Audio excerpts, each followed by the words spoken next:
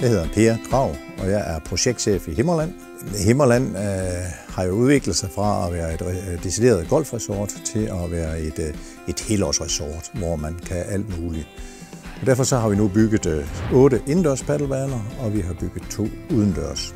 Derudover så har vi en tennisbane, vi har en multibane, så har vi en lækker kunststof-fodboldbane, en 9-mandsbane, som man både kan lege og også spille seriøs bold på.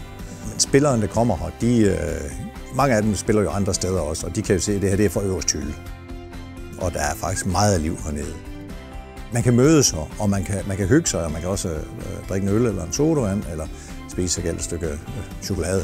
Det har givet en masse af vores husejere et sted at mødes under andre former.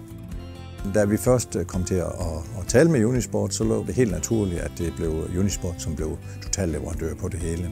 Så det har været et godt, og det har været et gensidigt tillidsforhold, som vi har nydt godt af, og det håber jeg også Unisport har.